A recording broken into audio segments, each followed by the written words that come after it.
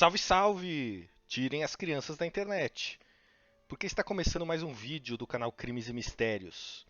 O meu nome é Gabriel e sejam muito bem-vindos de volta. E hoje nós vamos falar do caso Gary Evans, os melhores inimigos.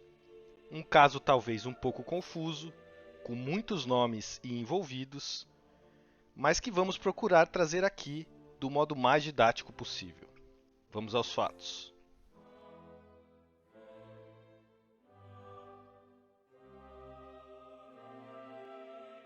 Em uma noite de 1985, o detetive Bill Morris, da Polícia Estadual de Nova York, foi acionado por um caso de arrombamento em um antiquário da cidade de East Greenbush, crime no qual haviam sido furtados itens no valor de $10.000.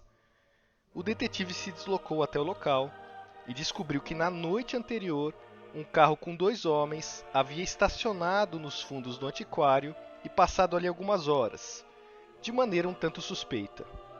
O veículo acabou sendo abordado por um policial local em Honda, e os homens, de nome Gary Charles Evans e Michael Falco, foram identificados pelo oficial. Sem saber do furto ocorrido no estabelecimento, o policial simplesmente liberou Gary e Michael, que deixaram o local. O detetive logo concluiu que os homens abordados na noite anterior eram fortes suspeitos do arrombamento. Ele pesquisou por Gary Evans e Michael Falco no sistema estadual policial e descobriu que ambos eram procurados por roubo. Bill emitiu um mandado de prisão para a dupla e informou o ocorrido a seu parceiro, o detetive Jim Horton.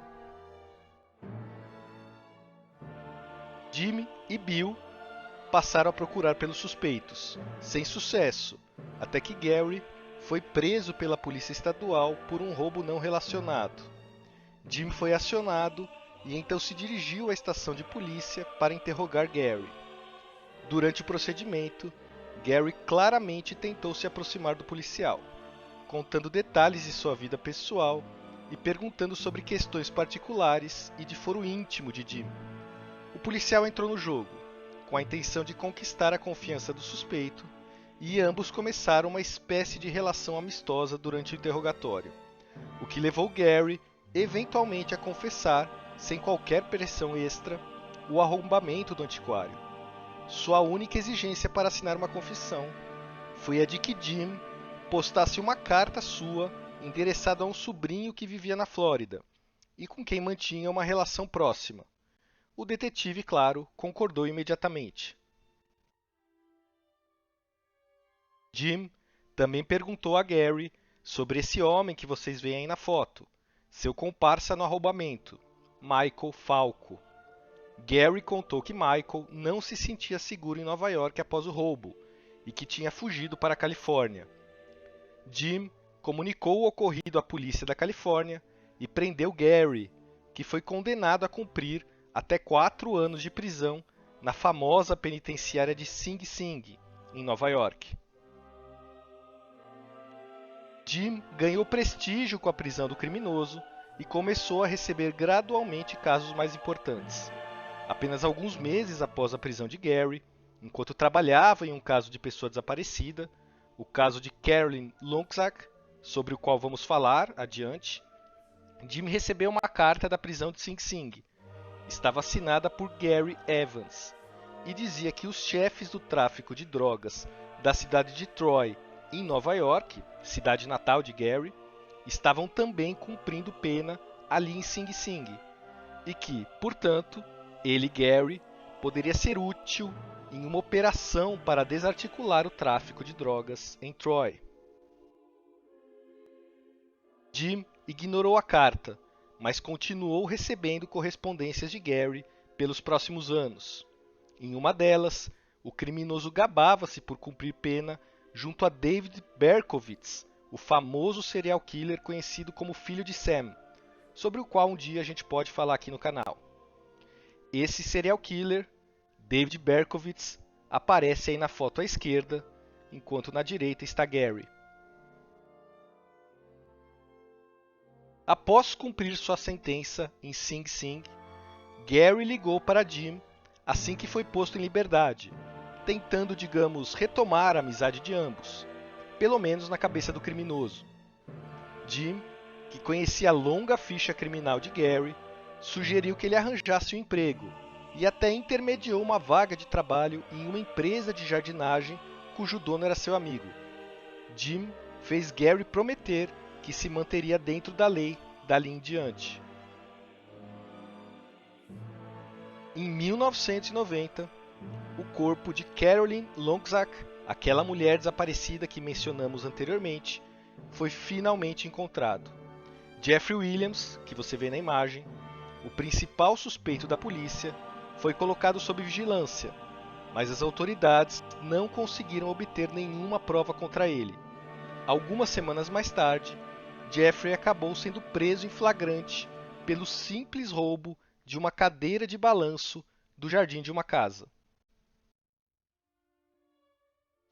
Mas voltemos ao detetive Jim Horton, esse que você vê na imagem. Conforme tinha ocorrido com as cartas na prisão de Sing Sing, Jim continuou a receber ligações de Gary pelos anos seguintes. Em 1990, no ano da descoberta do corpo de Carolyn, Jim foi promovido a detetive sênior, trabalhando em casos com cada vez mais visibilidade, em especial em casos de pessoas desaparecidas.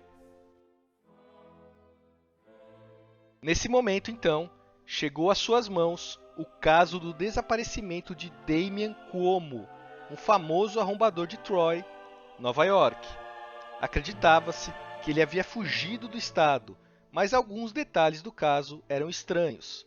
Por exemplo, seu cartão de crédito havia sido utilizado para a compra de uma passagem aérea para Nevada. A passagem, porém, nunca chegou a ser utilizada.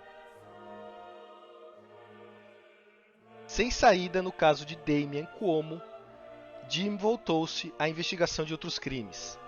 A divisão de roubos e furtos da Polícia Estadual lhe informou naquele momento que um valioso banco de mármore de 45 quilos tinha sido levado do cemitério de Albany.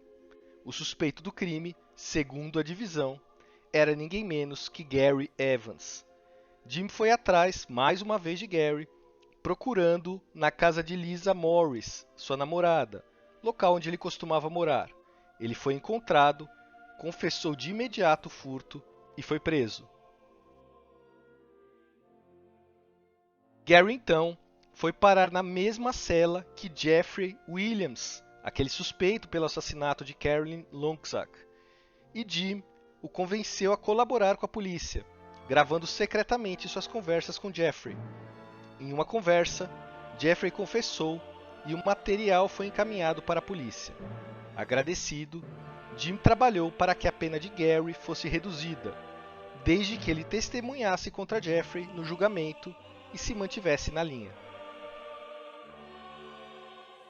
No entanto, pouco antes do julgamento, Gary foi acusado pelo roubo de um livro de um museu em Vermont. Ele fugiu e Jim mais uma vez tentou encontrá-lo na casa de sua namorada Lisa, dessa vez sem sucesso. Foi Gary quem, de novo, encontrou o detetive, ligando para sua casa. Jim se enfureceu, pois o criminoso geralmente telefonava para a estação de polícia, mas desta vez havia conseguido de algum modo o número de telefone de sua residência.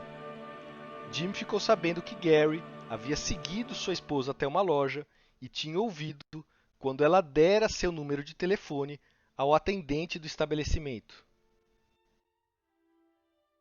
Entretanto, contrariando as expectativas de Jim, Gary devolveu o livro roubado e, em maio de 1995, finalmente se propôs a testemunhar contra Jeffrey, que foi condenado à prisão perpétua. 2 anos mais tarde, em 1997, Jim recebeu um novo caso de pessoa desaparecida, um homem, que você vê aí na imagem, de nome Timothy Reisedorf. Ao investigar a residência do desaparecido, Jim notou que sua casa e seus móveis eram caros, embora Timothy fosse oficialmente apenas um catador de lixo. Ele acabou descobrindo, após interrogar a esposa do desaparecido, que Timothy tinha recentemente se tornado amigo de Gary Evans. Mais uma vez, Jim foi à casa de Lisa, atrás de Gary, mas ele havia fugido. Conversando com Lisa, Jim descobriu que Gary, além de conhecer Timothy, também tinha sido amigo de outro desaparecido procurado pela polícia, Damian Cuomo, que inclusive havia morado com Lisa e Gary por um tempo. Parecia que todo mundo de quem Gary se aproximava, em algum momento desaparecia.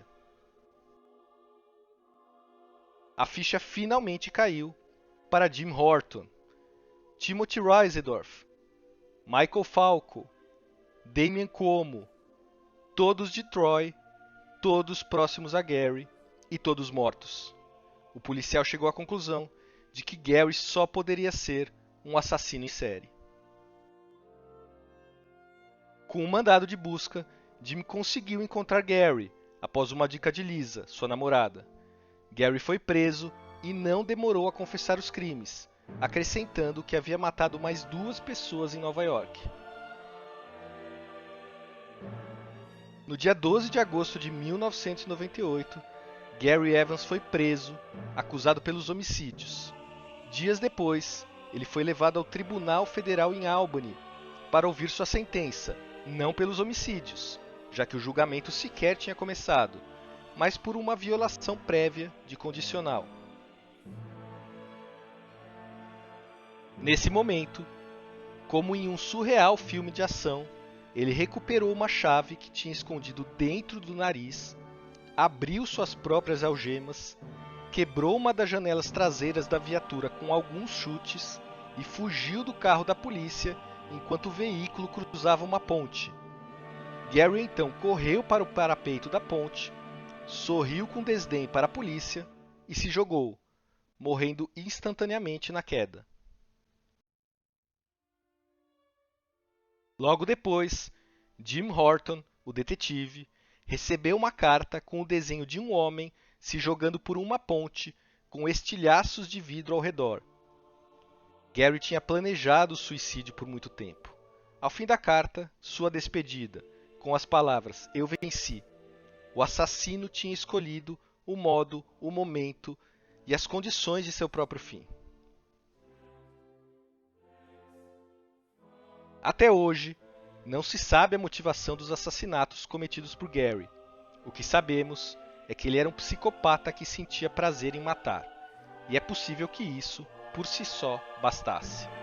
Talvez a justiça não tenha sido feita a ele atrás das grades, mas Gary Evans não está mais à solta para executar seus supostos amigos ou quem quer que ele tenha vontade. Bom, pessoal, esse foi o caso de hoje. Espero que vocês tenham achado tão misterioso e instigante quanto eu achei. Domingo que vem vamos trazer mais um caso inédito. Assistam e divulguem. Até lá, um grande abraço e muito obrigado por acompanharem o canal.